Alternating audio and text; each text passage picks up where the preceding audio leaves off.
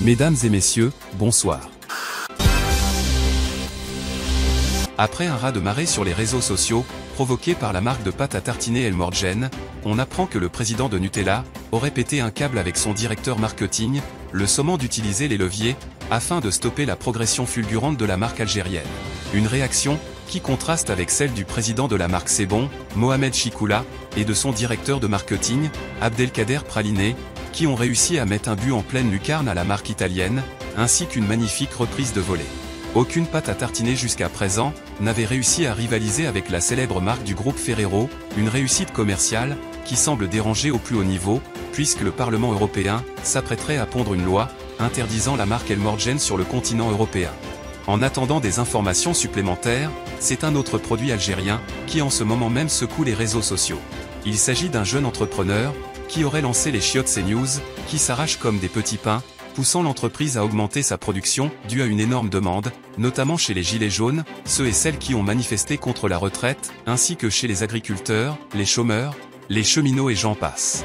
En attendant l'augmentation de la production des chiottes CNews, l'entreprise algérienne a mis sur le marché le chiotte BFM TV, qui s'arrache tout autant, promettant à ce jeune patron une success story incroyable, notamment en équipant tous les aires d'autoroute de France et de Navarre, où une énorme majorité de gens souhaitent désormais faire leurs besoins naturels. C'est une avancée extraordinaire pour la science. Jamais le cerveau humain n'a pu être observé avec une telle précision, et nous devons cette avancée au CHU de Lyon, qui grâce à son IRM très puissant, est en capacité désormais d'analyser la connerie humaine. Un test spécial a été organisé en collaboration avec le député Meyer Habib, qui a bien voulu se prêter à l'expérience. Une IRM spéciale de plusieurs tonnes a dû être construite afin de pouvoir accueillir la grosse tête du député. Une expérience qui s'est conclue par l'explosion de la machine, qui n'a pas pu supporter autant de conneries, et au champ magnétique négatif que transmettait son gros crâne. Après le voile, après l'abaya, voici la nouvelle tenue que devront porter les infirmières afin de lutter contre un islamisme rampant. Une tenue courte et échancrée sera obligatoire dans tous les hôpitaux de France. Une tenue saluée par Dominique Strauss-Kahn, qui voit là une grande victoire, et une avancée immense pour la liberté de la femme. Un fouet fera également partie de l'uniforme, afin de lutter contre l'insécurité.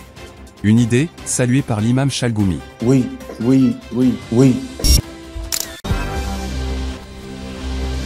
La ministre des Sports, Amélie Oudéa-Castéra, afin de tenir sa promesse, a plongé dans la Seine, à 13 jours des JO. Une scène qui a suscité de nombreuses critiques, notamment celle de Nadine Morano, qui l'accuse d'être entre les mains des frères musulmans, en faisant l'apologie du burkini. Selon elle, la ministre devrait être expulsée du territoire, pour avoir trahi la laïcité, la République, l'humanité, et la France. La ministre des Sports a tenu à s'expliquer sur ce malentendu, en affirmant que voilà sur la vie de ma mère, je n'ai rien à voir avec les frères musulmans. Quant au burkini, il s'agit d'une simple combinaison de plongée avec un bonnet de bain. Mais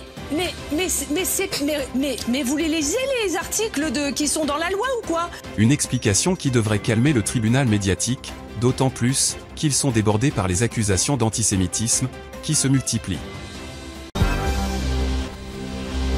Algérie.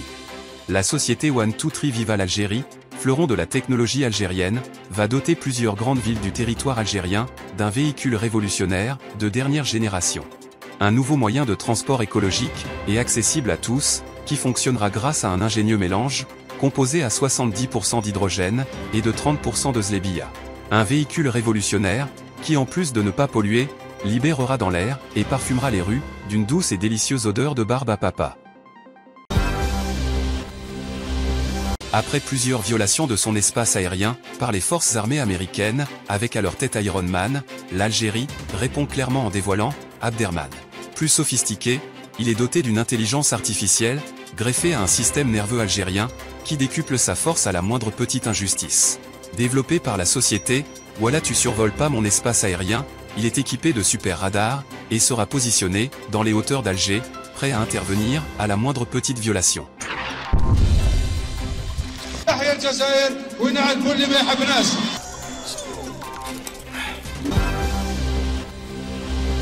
Une découverte extraordinaire risque de chambouler le monde. Deux chercheurs du Minnesota ont réussi à déchiffrer les fragments d'un parchemin vieux de 2000 ans, découvert dans le désert de Judée en 2021. Grâce à un procédé chimique, Ils ont réussi à faire ressortir le texte qui était quasiment illisible à l'œil nu. Un texte qui dit clairement que le soleil appartiendrait à des ancêtres de Meyer Abid. Une nouvelle accueillie avec joie par le député, puisque si cela vient à être confirmé, ce serait le jackpot, puisqu'une taxe pourrait être déposée sur chaque panneau solaire, ainsi qu'une taxe de luminosité que chaque pays devrait s'acquitter. Une nouvelle qui fait le bonheur de l'intéressé, ainsi que de certains rabbins. Le soleil s'est créé lors de la création. Alors, c'est l'effervescence extraordinaire. Toute la radio, tu ne peux pas imaginer ce qui se passe maintenant. C'est Hollywood Street. On apprend avec stupeur que dans le plus grand secret, la France serait entrée en contact avec une entité extraterrestre, le jeudi 24 août 2024. Ce contact du troisième type aurait eu lieu à la base aérienne 118, située à Mont-de-Marsan dans le sud-ouest de la France, chef-lieu du département des Landes. Un message destiné au président Macron affirme que les petits hommes verts seraient prêts à effacer la dette colossale du monde entier, en fournissant plusieurs centaines de milliers de tonnes d'or, en échange d'Éric Zemmour, dont une image leur est parvenue, et que sa tête de reptilien leur aurait rappelé leur chef suprême, décédé depuis plusieurs millénaires. Une demande très alléchante, qui sera discutée à l'ONU dans une session spéciale, puisqu'elle concerne toute l'humanité, même si 196 pays sur 197 auraient déjà donné le feu vert à Macron, afin de le livrer. Seule l'Algérie risque de déposer son veto, en expliquant que trahir un homme, ce serait comme trahir l'humanité. Des paroles que la diaspora algérienne de France a du mal à avaler, avant que la raison ne reprenne le dessus, pour l'amour de ses enfants. Malheureusement pour lui, le monde entier risque d'appeler à le livrer sans aucune hésitation, effaçant ainsi une dette colossale. On apprend de sources sûres que même Benyamin Netanyahou, Bernard-Henri Lévy, ainsi que Bolloré, pousseraient le président français à le livrer, afin d'encaisser le fric. En attente d'une décision, il est maintenu dans la base militaire de Dijon, dans l'attente d'une probable livraison, d'où sa disparition des plateaux de télévision. Depuis le 24 août, les petits hommes verts ont ajouté une condition supplémentaire à leur demande, exigeant la livraison de 5000 kg de la pâte à tartiner Al Morjan, qui a fait un sacré buzz sur les réseaux sociaux. Vive les verts! L'Algérie, mon amour, c'est pour toujours! Tahia l'Algérie, gars! Comme ou là? Et on va gagner! Un appareil auditif de dernière génération a été mis au point, grâce à la collaboration de l'École Polytechnique de Lausanne, de l'École médicale de Harvard, et l'hôpital ORL de Boston. Cet appareil révolutionnaire de très haute technologie permettra aux sourds de retrouver l'ouïe pour leur plus grand bonheur. Can you hear me? Yeah. Can you hear the sound of your own voice? Yeah. Oh, baby! Don't thank you so much. I'm so excited. Ceci étant dit, un inconvénient de taille perturberont les patients qui auront désormais la possibilité d'entendre les discours d'Emmanuel Macron. Ce dont vous rêvez n'existe pas. Ah, Whoa, whoa, are you okay? Is that too loud? No, not too loud. The boy that's annoying. You don't hear that? On apprend à l'instant que Superman a été neutralisé par les forces de l'OTAN après un long et rude combat ce matin dans les rues du Michigan. Il a été immédiatement transféré à Washington, où il a été présenté en comparution immédiate devant le grand tribunal de la justice mondiale, où le procureur Netanyahou a énuméré les nombreux chefs d'accusation.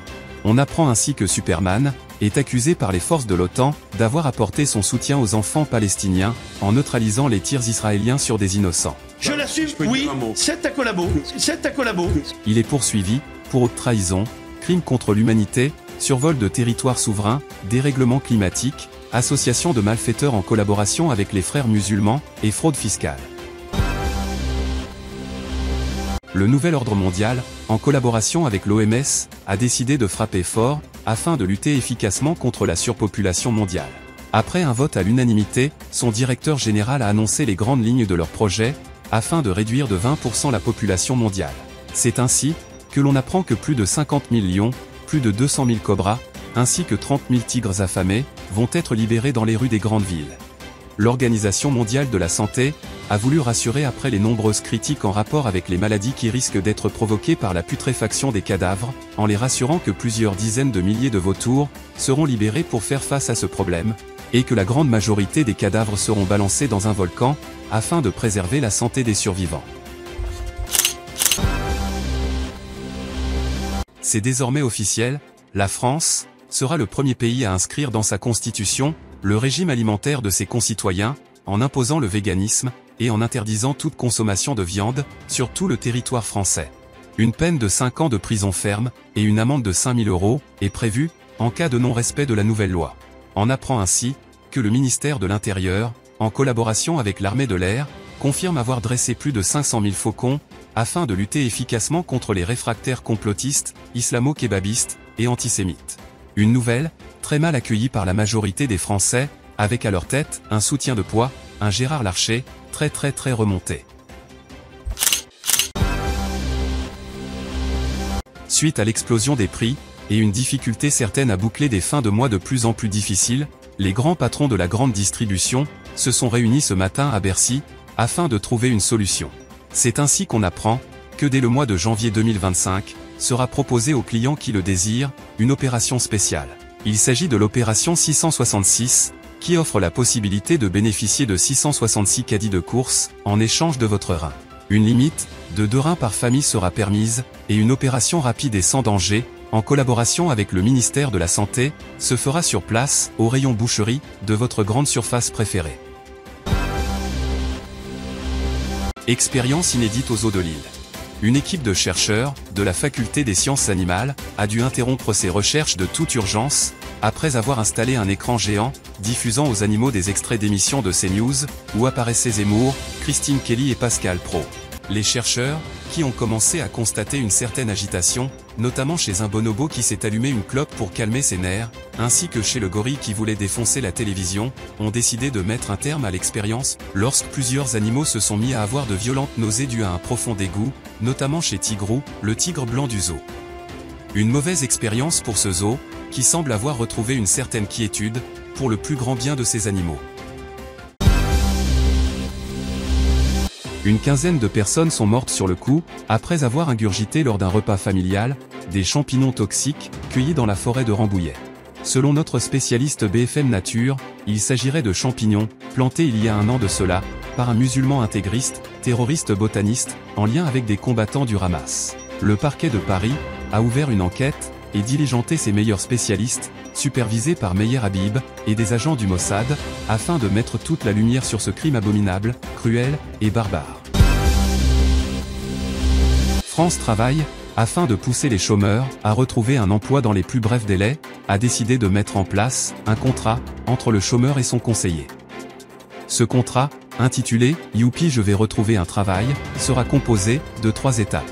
En 1, la motivation, qui consistera à écouter le chômeur, et à le motiver à l'aide de Pom-Pom Girl. En 2, l'avertissement, si le chômeur refuse n'importe quelle offre d'emploi raisonnable. Et en 3, une radiation ferme, avec interdiction de remettre les pieds à France Travail. Grâce à cette modification, le chômage devrait baisser de 42%, selon le ministère du Travail.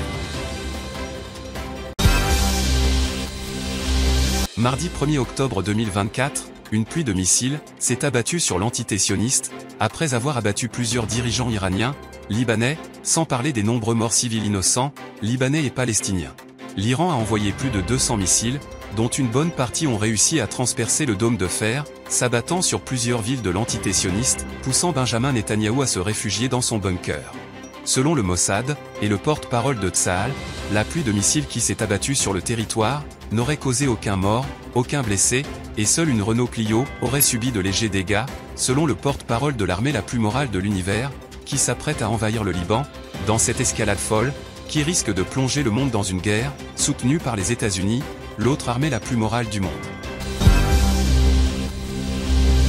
Israël menace d'attaquer la France et l'Allemagne. Le Premier ministre Benjamin Netanyahou, lors d'une allocution qui a surpris tout le monde, a menacé la France et l'Allemagne d'une prochaine attaque suite à leur comportement durant la Seconde Guerre mondiale, où plusieurs millions de Juifs y ont laissé la vie. Des menaces, sans détour, puisqu'il leur a promis qu'après la Palestine, le Liban, la Syrie, le Yémen et l'Iran, ce sera à leur tour de payer le prix fort pour les crimes qu'ils ont commis. אנחנו הולמים באויבינו בעוצמה חסרת תקדים. אני מדגיש, זאת רק ההתחלה. אויבינו רק התחילו לשלם את המחיר. ואני לא אפרט מה שיבוא בהמשך. אבל אני מבטיח לכם, אזרחים יקרים, בסיומה של המערכה, כל אויבינו ידעו שזאת הייתה טעות איומה. מה שנעשה לאויבינו בימים הקרובים יהדהד אצלם מבחינתי בעלת חשיבות עליונה. לבסס את האחדות בעם. הפילוג בתוכנו נגמר. כולנו מאוחדים. וכשאנחנו מאוחדים, אנחנו מנצחים. Un discours guerrier et très inquiétant, qui a choqué et surpris tout le monde. Le Quai d'Orsay a immédiatement lancé un appel au recrutement d'urgence, notamment à tous les Français musulmans qui seraient les bienvenus. Un appel rejeté par le représentant de la communauté musulmane, expliquant que sa communauté avait peur d'être traitée d'antisémite, et qu'il serait plus judicieux d'envoyer Manuel Valls, les journalistes héroïques, tous les fachos d'extrême droite et de nommer Éric Ciotti, général en chef responsable de la défense nationale, et Jordan Bardella, commandant en chef des troupes d'élite, responsable des troupes d'intervention spécialisées, commandant des bérets verts, des bérets roses, et responsable des frontières.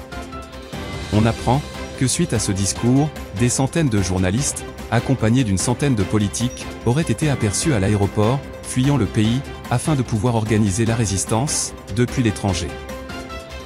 Mazel Tov. La presse française, qui semble vouloir voir l'Afrique, et en particulier l'Algérie, dans une misère éternelle, sort ses griffes à la moindre petite occasion, afin de dénigrer, et de nier toute géopolitique économique qui ne va pas dans le sens de Paris. Un acharnement et une énergie considérables, que l'on aimerait voir au service de leurs concitoyens, qui font face à une économie capitaliste féroce, et à la surdité d'un président qui a complètement nié le vote des dernières législatives, et par là même la démocratie. Des attaques, dont les Algériens ont l'habitude, et que les Français semblent découvrir jour après jour, cette élite arrogante, égoïste et complètement déconnectée de la réalité, dont le seul intérêt est leur propre compte en banque. Les Algériens, qui font face à des vagues de haine sur Internet, leur souhaitant la misère éternelle, ont décidé de répondre avec amour et partage, en offrant ce samedi, place de la République, à tous les haineux qui le souhaitent, à tous les mouriches et les sionistes qui se cachent derrière de faux comptes, des bourrecs algériens, aux feuilles de BRICS.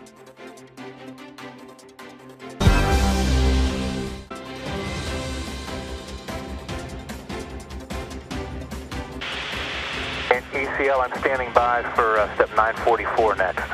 Copy that. We have it in work. FCO, NTD on 212, comp check. Viva l'Algérie! Viva l'Algérie!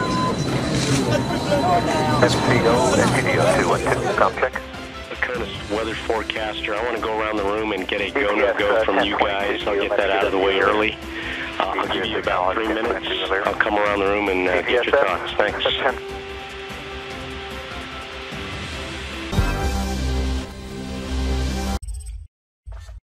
Vous n'êtes pas un homme. Ah non, non, je sais pas ce qui vous fait dire que je suis un homme, mais je ne suis pas un homme. Votre apparence?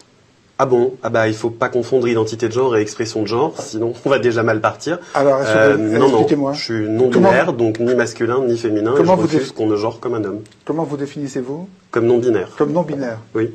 D'accord, mais ni masculin ni féminin? C'est ça. Après une expérience historique qui aura duré près de 17 ans, on apprend avec tristesse le décès du dernier astronaute, Mike Harris, dernier survivant de l'équipage Humania. La NASA et Macron ont tenu à rendre un grand hommage à ces pionniers de la science qui, au prix de leur vie, nous montrent le chemin de la modernité. L'équipage de départ, qui était composé de 3 hommes et de 3 femmes, Glenn Sanders du Massachusetts, Emily Brown du Dakota, Sophie Breitinger du Calvados, Mike Harris du Texas, Ahmed Jilali de Tlemcen et Edward Steven de Londres. Le but de leur mission était de coloniser la planète Mars. Mais dès les premiers mois de la mission, les premiers problèmes de cohabitation ont vu le jour, puisque les couples censés repeupler la planète avaient du mal à se former. Après le coming out de Glenn Sanders du Massachusetts et d'Emily Brown du Dakota, qui finiront par se mettre en couple. Quelques mois plus tard, ce sera au tour de Mike Harris de se déclarer non-binaire, ce qui poussera Edward Steven à avouer qu'en réalité il était transgenre. Une situation très préoccupante pour le reste de la mission, d'autant plus qu'on apprendra par la suite que Sophie Breitinger du Calvados était du Front National et n'aimait pas les Algériens. Une mauvaise nouvelle pour Ahmed Jilali, qui trouvera refuge au pic du Rocher, essayant de trouver du réconfort dans cet endroit qui lui rappelait Timimoun. Puis, au fil des jours, l'ambiance se dégradera, jusqu'au jour où un mystérieux virus emportera Glenn Sanders, Emily Brown, ainsi qu'Edward Steven et Sophie Brettinger. Ahmed Djilali isolé et ne supportant plus les thèses non binaires de Mike Harris, a préféré tenter de rejoindre la Terre en jetpack afin d'éviter un meurtre. Harris finira par se retrouver seul, tombant dans une folie qui le poussera à se marier avec une pierre, affirmant juste avant de mourir que c'était un petit pas pour les non-binaires et un grand pas pour l'humanité.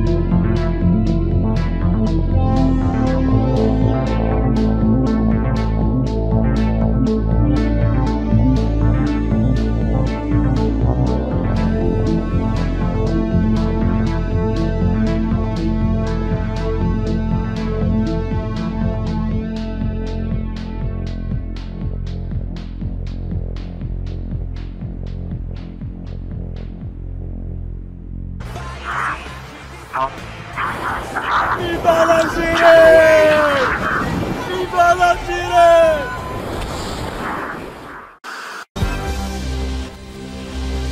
Conchita Wurst, ambassadeur des droits de l'homme à l'ONU, a longuement été applaudie cet après-midi après un magnifique discours sur la liberté, appelant les nations du monde entier à baisser l'âge de la majorité à 5 ans.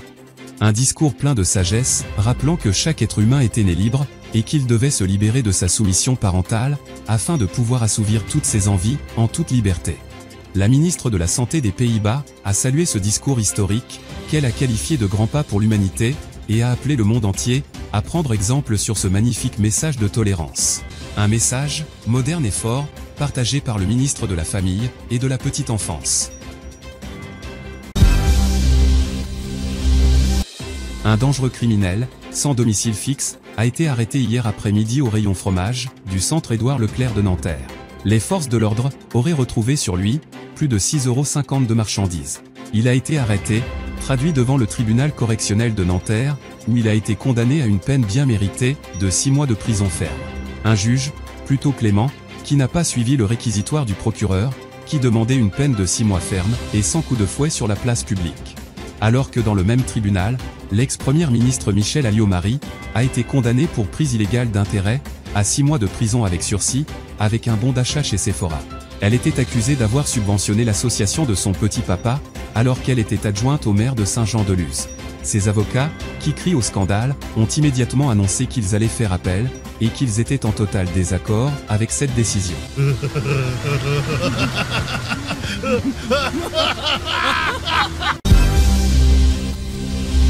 Suite à la violation de son espace aérien, et à l'outrage fait à son drapeau national, Benjamin Netanyahou a lancé un mandat d'arrêt international contre l'insolent corbeau djihadiste, soutenu par des zoologistes, antisémites, gauchistes et islamistes bouddhistes. Une rançon d'1 milliard de dollars est offerte, pour toute information, menant à sa capture, ou à l'assassinat du terroriste à plumes. Eh bien, si nous ne sommes pas solidaires, eh bien, cette peste de du terrorisme viendra chez vous.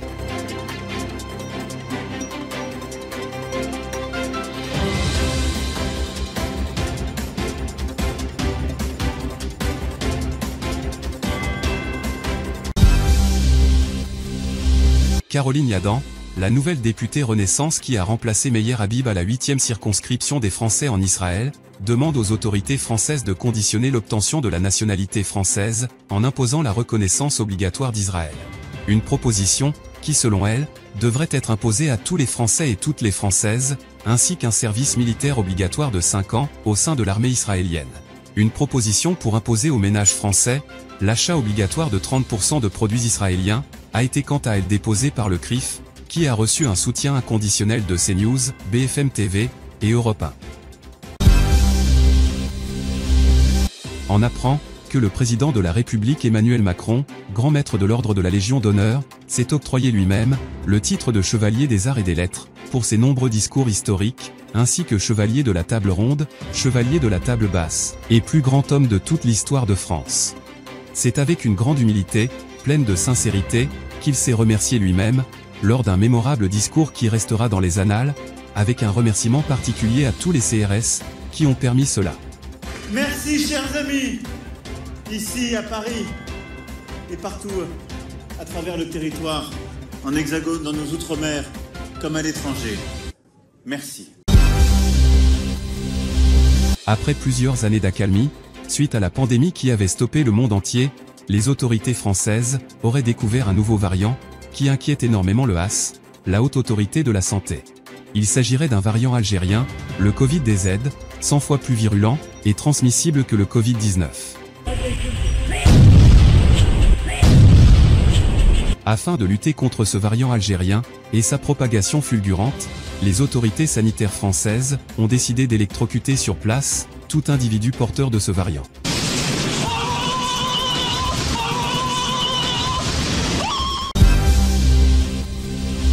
Il était aimé de tous les Français et a marqué de son empreinte la chanson française, avec de nombreuses mélodies inoubliables, comme le Lundi au soleil, Alexandrie Alexandra, ou encore, comme d'habitude, autant de tubes qui auront marqué les esprits. Il y a 40 ans déjà, Claude François nous quittait brusquement, suite à un accident domestique stupide. Une version, remise en cause par la brigade anticriminelle de BFM TV, qui aurait mis la main sur un devis, prouvant qu'un électricien musulman arabo-islamiste, ayant eu ses diplômes en Syrie, se serait occupé de l'installation de la lampe, qui aurait électrocuté notre cher Claude François national. Une version, que le Français de souche, Éric Zemmour Ier, soutient avec force, appelant Israël à bombarder violemment la Syrie. La mode, qui est en perte de vitesse ces derniers temps, a fait appel à un asile psychiatrique, afin d'apporter un petit vent de folie dans le domaine de la création. C'est ainsi que l'on a pu admirer le travail de 2 patients de l'hôpital psychiatrique de Sainte-Anne, à la Fashion Week qui s'est déroulée ce week-end au Palais de Chaillot. Un défilé, qui a marqué les esprits, notamment les créations très futuristes de 2 patients, Xavier Minouche, interné pour avoir mangé tous les chats de son quartier, et Pascal Le Fumier, qui a mangé le visage de sa voisine. Des modèles, sortis tout droit de leur imagination, ont fait l'unanimité aux yeux du public parisien, ainsi que la maire de Los Angeles, qui leur a proposé de travailler pour la prochaine cérémonie d'ouverture des Jeux Olympiques de 2028, qui se dérouleront à Los Angeles. Une proposition, accueillie avec une grande joie, notamment par Xavier Minouche, qui a demandé s'il pouvait travailler avec de la peau de chat. Bon, très bien. Il va avoir un traitement injectable. Hein. C'est désormais devant un grand jury, composé par les meilleurs journalistes de CNews et de BFM TV, que les joueurs d'origine maghrébine devront se présenter, s'ils souhaitent intégrer le Centre technique national de football de Clairefontaine. Ils devront pour cela, répondre à un interrogatoire de 48 heures, avant de faire face à un grand jury final, présidé par Pascal Praud, et Jean-François Dessouche, grand défenseur, et amoureux inconditionnel des droits de l'homme. Une allégeance, en bonne et due forme, est obligatoire à Éric Zemmour, ainsi que la consommation d'un verre de vin, clôtureront l'entretien. Le réchauffement climatique inquiète de plus en plus les autorités. Selon une étude alarmante de Météo France, qui fait état d'un réchauffement de plus de 10 degrés dans le sud de la France, un record historique de 45 degrés à l'ombre a été enregistré ce matin à Nice. Christian Estrosi, le grand chambellan de la laïcité, a voulu rassurer les Niçois, en montrant l'exemple, et quelques techniques pour pouvoir s'acclimater aux nouvelles températures étouffantes. Un mur, en collaboration avec Israël, est en construction pour la modique somme de 200 milliards, afin de lutter contre les tempêtes de sable, qui amène chaque année plusieurs centaines de tonnes de sable du Sahara. Une lutte, perdue d'avance selon des Maghrébins un peu taquins, qui ont suggéré au maire de Nice, d'abandonner le combat, et de renommer sa ville, Yanis. Un trait d'humour qui n'est pas passé aux yeux du maire, qui a porté plainte, pour apologie du terrorisme, antisémitisme, crime contre l'humanité, et contre la dignité. Sécurité routière. C'est officiel, le port du casque sur la voie publique sera dorénavant obligatoire pour tous les piétons. La loi très critiquée, a été adoptée par le Sénat et entrera en vigueur dès le 1er janvier 2025. Le Premier ministre, qui a tenu à répondre aux nombreuses critiques l'accusant de vouloir racketter une fois de plus les citoyens, a tenu à rappeler que c'est pour leur sécurité, ainsi que pour le bien de l'humanité, tout en rappelant qu'une amende de 1 500 € et 5 coups de fouet seront appliqués pour non-port du casque, et 2 500 € et 10 coups de fouet en cas de récidive. Parce qu'on a tous envie de protéger nos proches. On a tous envie de vivre. Vivre sans s'inquiéter. Il n'y a qu'une seule solution. Se protéger, protéger les autres. À chaque fois, nous dénonçons une chose que les Français ont bien comprise. Vous êtes du côté de ceux qui ont le pognon et vous avez décidé de faire payer les pauvres parce qu'ils sont les plus nombreux. Ce sont plus d'une dizaine de chats, victimes de violences, recensés cette semaine, dans les rues de Paris. Œil arraché, pattes brisées, visage défiguré, une ambiance de psychose et de terreur s'est installée ces derniers temps, dans la capitale parisienne. On peut voir, sur cette vidéo de surveillance, un chat de banlieue, s'en prendre violemment aux passants, sans aucune raison. Après un examen minutieux de la vidéo, les enquêteurs ont réussi à mettre un nom sur l'agresseur. Il s'agit de Shalim Ibn Yazid, un chat de gouttière qui s'est radicalisé en fréquentant la mosquée de Chamonix, connue pour ses prêches salafistes. Une photo retrouvée dans son appartement montre son attrait pour les armes à feu dès son plus jeune âge. Shalim Ibn Yazid a été arrêté ce matin par la brigade mobile lors d'un simple contrôle de routine. Il a été directement présenté au parquet de Bobigny et mis en détention pour agression sauvage, trouble à l'ordre public et barbarie. C'est avec une grande et immense tristesse que l'on apprend le décès de Cerbère, le fidèle compagnon de Madonna. Un compagnon de longue date, ami fidèle, parti trop tôt, gentil et aimant, doux et rassurant, comme on peut le constater sur la photo. Il s'est éteint ce vendredi 13, dans sa niche préférée, laissant sa douce et gentille maîtresse dans une tristesse profonde. Très connu dans le milieu du showbiz, il avait pour habitude de garder, de protéger, différents sites sataniques, à Hollywood et ses alentours. Une cérémonie en son honneur, ainsi qu'une messe noire, auront lieu à l'église de Baphomet, en présence de plusieurs stars, qui viendront le saluer une dernière fois. On apprend que le président du Sénat Gérard Larcher, après avoir fait une dépression suite à une culpabilité face à tant de privilèges, aurait décidé durant cet été, de faire une retraite spirituelle dans un monastère. Après avoir fait vœu de pénitence, et avoir tenu un jour sans manger des mets délicieux, le président du Sénat s'est jeté sur Marguerite, la seule vache du monastère, afin de la dévorer toute crue, laissant les moines dans une profonde tristesse. Gérard Larcher aurait laissé un mot expliquant son geste, et la difficulté face à de telles tentations, leur demandant pardon, ainsi qu'à tous les canards qu'il allait flinguer. Finalement, il finira par retrouver ses privilèges pour son plus grand plaisir, et pour le plus grand bien de la France. Réchauffement climatique. Depuis quelques années, la France doit faire face à des vagues de chaleur de plus en plus fréquentes et intenses.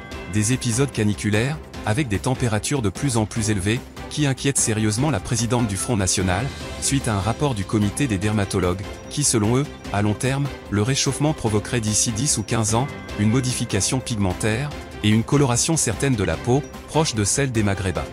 Une information, qui inquiète sérieusement les électeurs du Front National, qui risquent de se déchirer dans un futur proche. C'est ainsi, que l'on apprend, que la présidente du Front National, dans le but d'empêcher une coloration maghrébine de ses électeurs, a décidé d'aller demander de l'aide en Martinique, faisant appel au meilleur sorcier, afin d'invoquer et implorer le dieu de la pluie, en lui offrant un poulet en sacrifice, pour que la France puisse retrouver son climat d'antan. Une importante opération, menée par le GIGN, est sur le point de mettre la main sur l'ennemi public numéro 1. On apprend ainsi, que les forces spéciales, menées par le shérif de Nottingham, encerclent en ce moment même, la forêt de Rambouillet, là où s'est réfugié le criminel Robin des Bois, ainsi que ses dangereux complices. Il est accusé d'avoir volé plusieurs patrons du CAC 40, afin selon lui, de redistribuer l'argent aux pauvres. Une version, contesté par Éric Zemmour, l'imam Chalgoumi et Mohamed Sifawi, qui l'accusent de financer depuis plusieurs années les frères musulmans. Des accusations graves, confirmées par le Mossad et le CRIF, qui l'accusent de s'en prendre particulièrement à des patrons de confession juive, ce qui risque d'alourdir sa peine, pour antisémitisme aggravé. Selon nos spécialistes, il risquerait lui et ses amis fichés S, la prison à perpétuité, ainsi que la destruction de son image, dans tous les JT. Il y a 112 ans de cela, le Titanic a fait naufrage en 1912, dans l'océan Atlantique Nord, au large de Terre-Neuve, suite à la collision avec un iceberg. Un malheureux accident, qui coûtera la vie à plus de 1400 personnes, qui agoniseront des heures, dans une eau glaciale.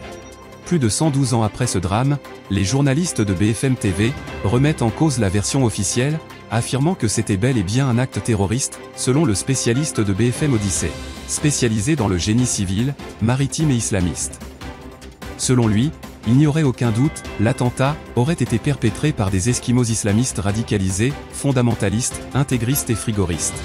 Ils auraient utilisé plusieurs canons à neige, afin de former un jour avant le passage du paquebot, un énorme iceberg.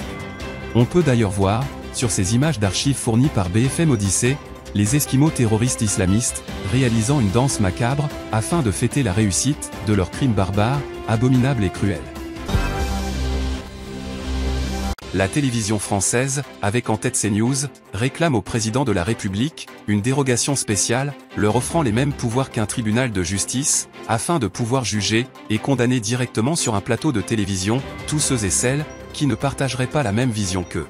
Les chaînes de télévision, qui souhaitent aussi rétablir la peine de mort pour les cas les plus extrêmes, souhaiteraient pouvoir exécuter le suspect directement sur place, grâce à des potences qui seront installées au sein de chaque média.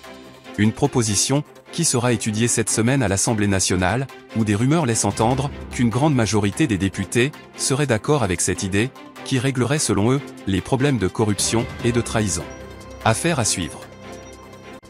Je m'appelle Éléor Ethan, agent fédéral du Nouvel Ordre Mondial, gardien de la compréhension et de l'interprétation synaptique. Ma couverture dans le civil est vendeur de kebab. Je suis un enfant créé sous X, au service de l'entité. Je n'ai pas de parents, pas de pitié, et mon identifiant est COP 2150, Ixon 7NS7, géolocalisation zone 9.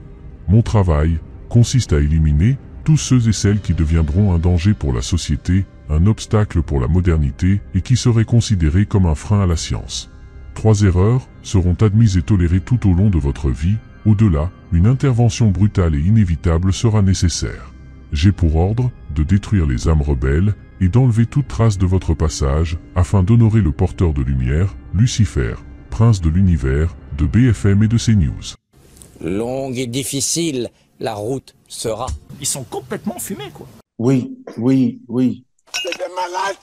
C'est des malades. Que vous écoutiez BFM, que vous écoutiez France Info, chaîne publique, chaîne privée... C'est de la merde. Non, non, c'est Cloug.